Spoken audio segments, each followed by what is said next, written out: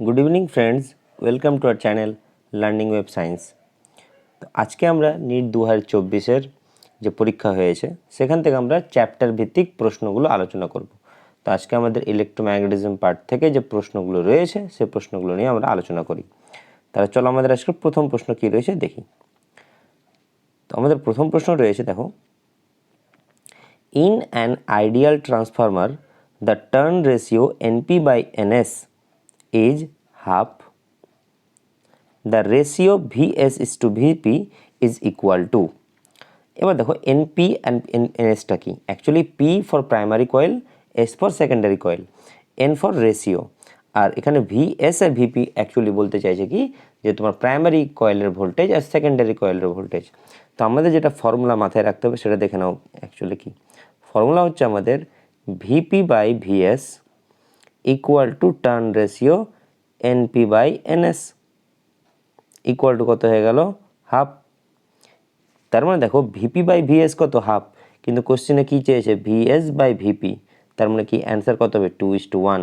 তাহলে option B 2:1 is the right answer. Okay, next question. চলো next question রয়েছে, দেখো এই যে a tightly wound 100 turn coil or radius, এটা অফ হবে actually, of radius 10 centimetre, okay, carries current 7 ampere, the magnitude of magnetic field at the center of coil is।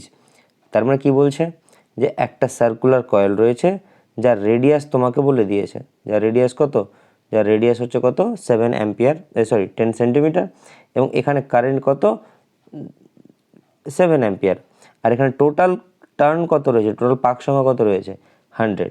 তাহলে magnetic field at centre of the coil কত হবে।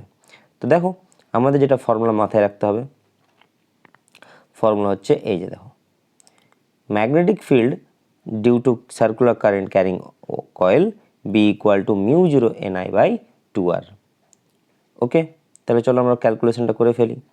তো দেখো যদি আমরা formula লিখি B equal to mu 0 ni by 2r, এবার mu 0 মান কত 4 pi into 10⁻⁻7, okay, N I, N মানে কি কতটা পাক, তাহলে টোটাল টার্ন কত রয়েছে 100টা, আর আই কত, আই রয়েছে 7 অ্যাম্পিয়ার, বাই 2r, আর ছিল 10 সেন্টিমিটার, তার মানে কি মিটার করলে এখানে আমরা কি করব 100 গুণ করে দেব।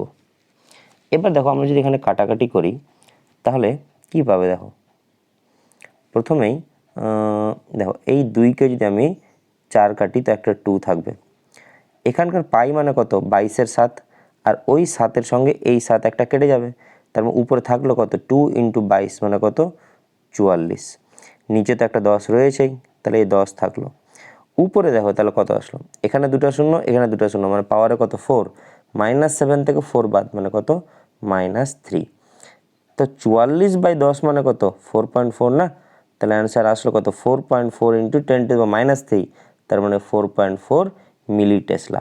তো রাইট অ্যান্সার কত হবে 4.4 মিলি টেসলা। দেখি আমরা কি রয়েছে অপশানটা, এই যে তাহলে আমাদের অপশান রয়েছে, দেখো অপশান ডি 4.4 মিলি টেসলা। ওকে, রাইট অ্যান্সার কী হবে 4.4 মিলি টেসলা। পরবর্তী প্রশ্ন,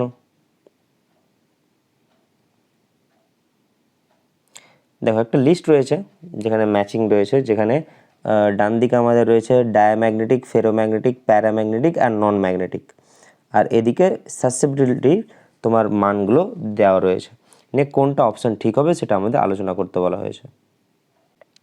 তো দেখো সাসেপ্টিবিলিটি মানে কি প্রবণতা, তো অ্যাকচুয়ালি আমরা যেটা জানি এখানে এভাবে খুঁজো, নন ম্যাগনেটিকের ক্ষেত্রে সেটা কত হবে 0, তার মানে কি ডি হবে কত 1, ডি হবে কত 1।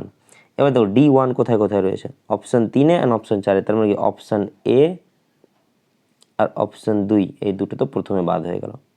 আচ্ছা এবার আমরা মিলাই প্যারাম্যাগনেটিক বা ফেরোম্যাগনেটিক মিলাই, কারণ আমরা জানি ফেরোম্যাগনেটিকের ক্ষেত্রে কি হয় যে যে প্রবণতা সেটা 1-এর থেকে প্রচুর বেশি, প্রায় 1000 থেকে 5000-এর মধ্যে, তাহলে বি হবে কি 3, বি হবে 3, তো বি 3 দুটোতে রয়েছে, তার মানে আচ্ছা এটা দিয়ে হলো না। প্যারাম্যাগনেটিক মিলাই, ঠিক আছে। প্যারাম্যাগনেটিকের যদি আমরা দেখি যে পরাচুম্বক প্রভার, তো সেক্ষেত্রে কি হয়, তার মানটা 0-র থেকে বড় হয় আর 1-এর থেকে মানে একটু ছোট হয়। ঠিক আছে, তো কেন কি বলছে প্যারাম্যাগনেটিক, তাহলে সি দেখো 4, 0-র থেকে বড় হবে আর একটা স্মল পজিটিভ নাম্বার মানে খুব ছোট হবে, তাহলে ওই বেসিসে সি হবে কত 4। তাহলে C4 কোথায় রয়েছে, C4 এখানে রয়েছে, দেখতে পাচ্ছ তোমরা এই যে। তার মানে রাইট অ্যান্সার কী হবে, অপশান 4। রাইট অ্যান্সার হবে অপশান 4 কি। তাহলে দেখো অপশান 4টা যদি আমরা মিলাই, A2 মানে কি ডায়াম্যাগনেটিক বলছে কত 2, ডায়াম্যাগনেটিক বলছে কত 2, এই যে। তার মানে কি ডায়াম্যাগনেটিকের ক্ষেত্রে সেটা 0-র থেকে তো ছোট হবে এবং নেগেটিভ 1-এর থেকে বড়। ওকে, ঠিক আছে, মানা যেতে পারে ডায়াম্যাগনেটিক ঠিক। বি রয়েছে 3 মানে ফেরোম্যাগনেটিক হবে 1-এর থেকে প্রচুর বড়, অনেক বেশি। সি হবে 4, প্যারাম্যাগনেটিক হবে 0-র থেকে বড় কিন্তু একটা পজিটিভ নম্বর স্মল হবে। আর D1 নন ম্যাগনেটিক 0। ওকে, তো রাইট অ্যান্সার কী হবে অপশান 4। অপশানটা মিলিয়ে নাও একটু, A2, B3, C4, D1। ওকে, চলো।